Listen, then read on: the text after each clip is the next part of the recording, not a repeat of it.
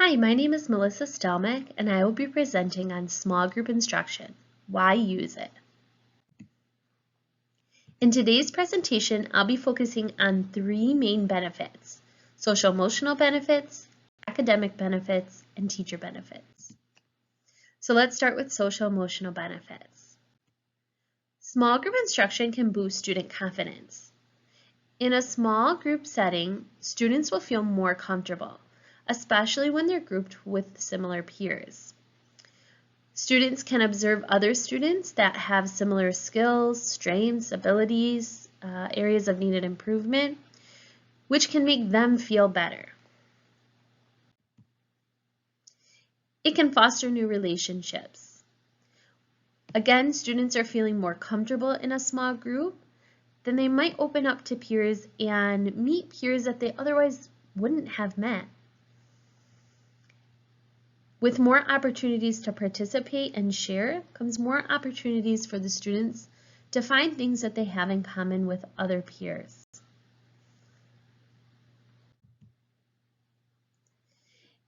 It increases effective interactions. So again, because they are in a small group, they generally are more comfortable. They will learn how to request and offer support both from one another and also the teacher. And students can share their thinking, which requires other students to then attend to each other. And being in a small group gives off like a team vibe, all for one and one for all. So working as a team and being a team can easily be reinforced within the small group. And this correlates to students contributing to their classrooms, right? We're all working together, we're all participating, we're all working hard, doing our best work. Now let's switch to academic benefits. An increase in participation for sure.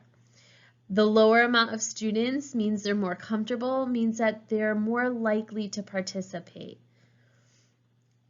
Also, because it is a small group, sometimes those students that typically don't participate, whether it's whole group, whether in whole group, you'll see them participate more, not only because they're comfortable, but sometimes because if they don't participate, it's way more noticeable. It allows for immediate feedback. Teachers have more visibility of students working in real time.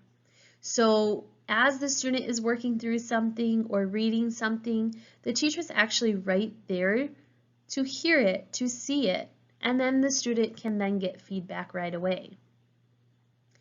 Students can ask questions and again get that feedback much faster than if they were in a whole group. And if students are encountering errors or having misconceptions, those can be fixed at a much faster rate within that small group. Instruction can be individualized, both for the individual student as well as the majority of that small group.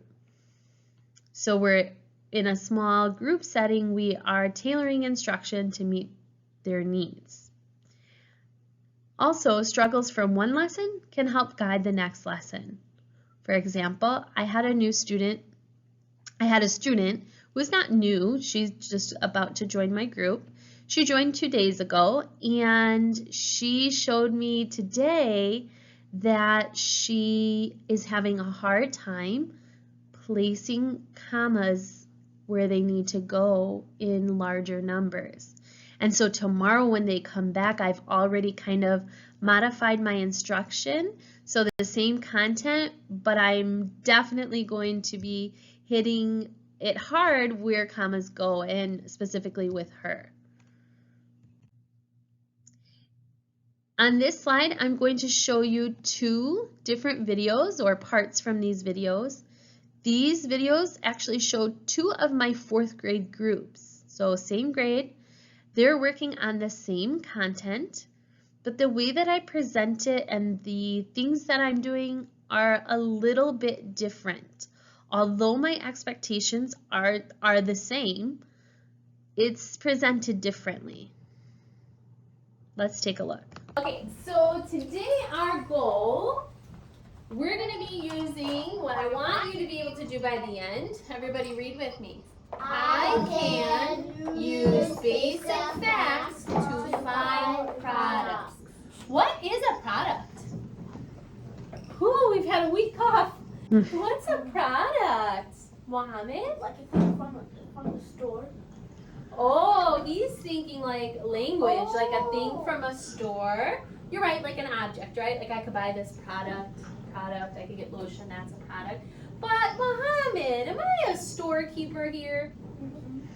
What kind of product am I probably talking about in math? Like a multiplication, sum.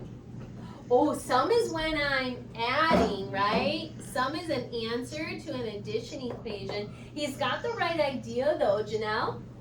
He's on the right track. He knows it's multiplication. It's like when, wait. She almost said adding, but it's not when I'm adding. Mohammed already told us it's when we're what, Janelle? Adding? No, to time. It's when I'm timesing. It's the answer To every, times. It's the answer when I'm timesing or when I'm multiplying. Remember, Mohammed, sum is when you're adding. The answer is your sum. Product is when you're multiplying. So I'm going to use basic math facts to help me find products, to help me find the answer to bigger, harder multiplication equations.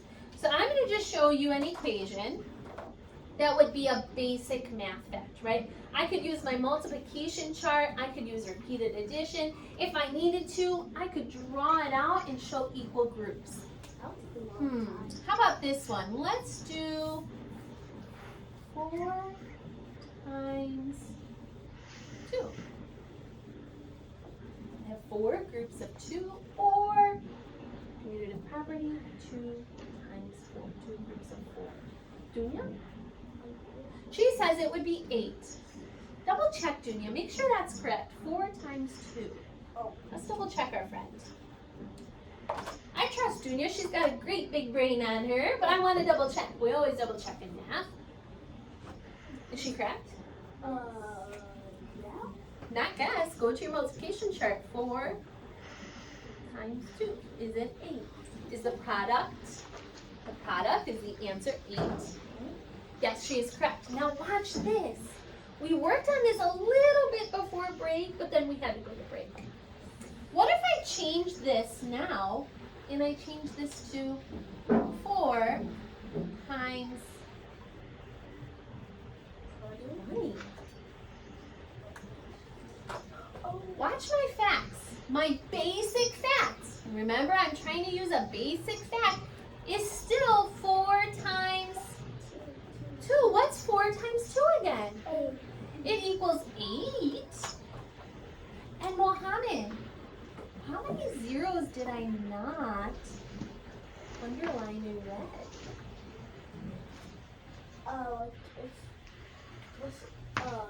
You gotta put right, this is, 8. 4 times 2 equals 8. Yes. Yeah. 4 times 20 equals, like, 8, but you gotta put the 0 to the 8. Yeah. So it becomes 8. Good. I have 1 0. And then I'll show you the second group. Looks very similar but different. Okay, so what I'd like to start with today, I want to read this together today. So let's read my I can.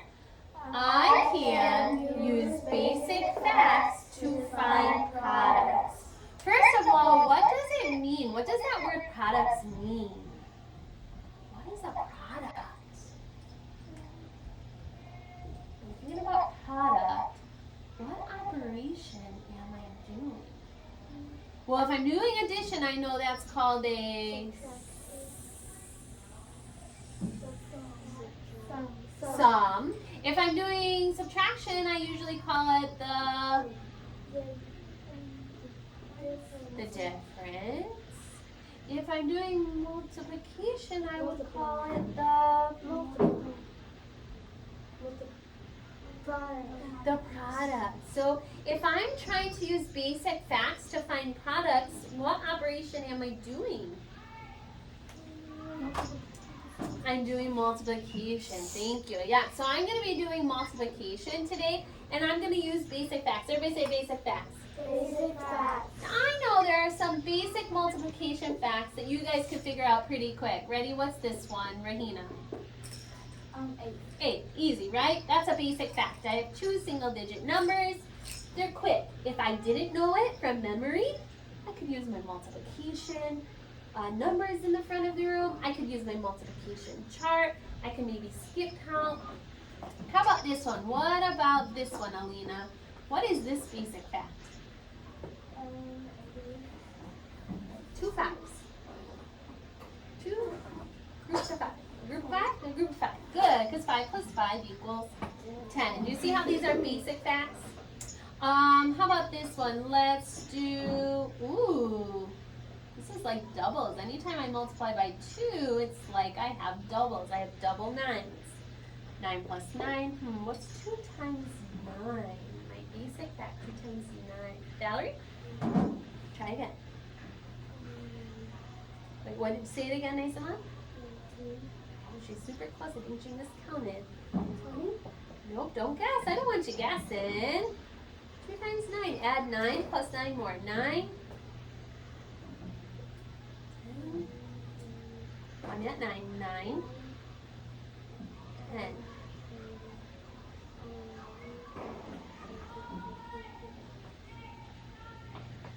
18. Again, 2 times 9 is my basic fact. However, I know that you guys are really good at this, right? You either know it by memory, you could skip count, you could add on, you could use a multiplication chart, you can use my numbers up top. But what about if I add zeros and I make them bigger, harder numbers? Do you guys think you can still do it? I think you can too. In fact, I know you can. So let's say I take this 2 times 9. I know that 2 times 9 equals 18. So if I change this and I actually make it 2 times 90, again, what is my basic fact here? I can pull out my basic fact, turn to your friend and tell them your basic fact. Let's get a different color.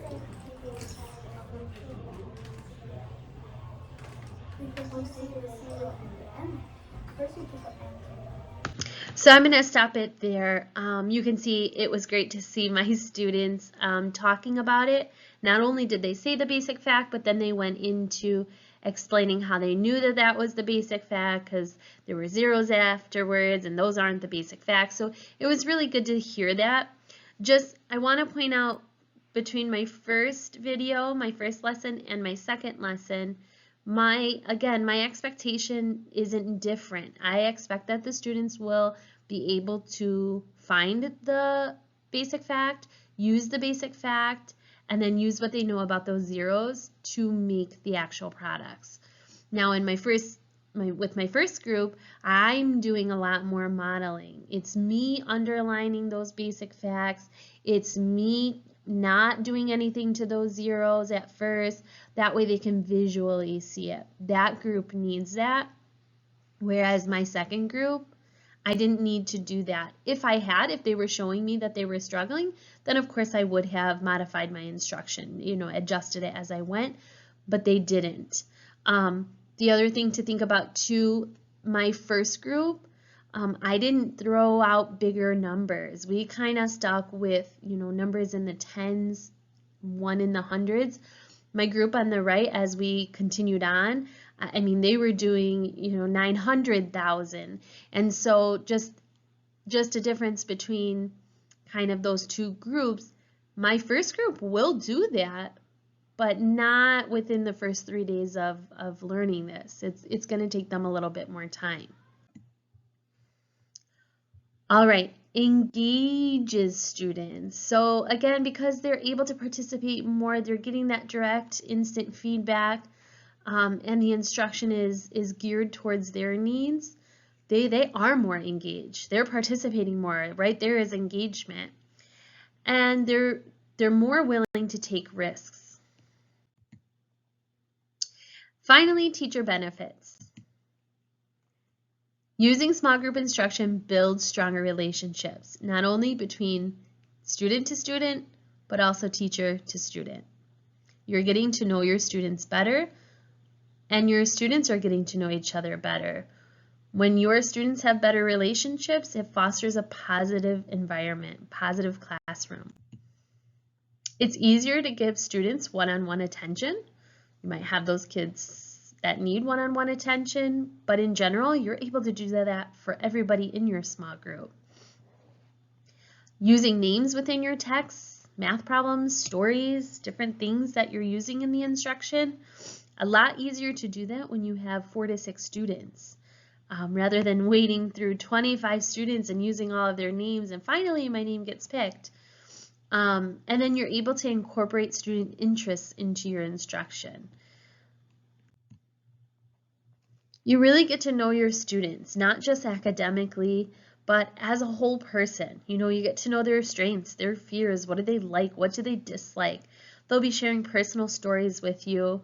You'll definitely be able to see in an academic sense their areas of needed improvement, how they respond not only to peers socially, like with interactions, but how do they respond to failure? How do they respond to getting, responses back from their peers about their work?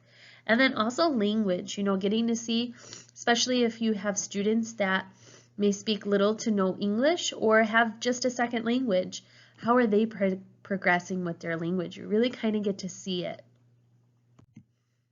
Thank you for watching this presentation. I hope you enjoyed it.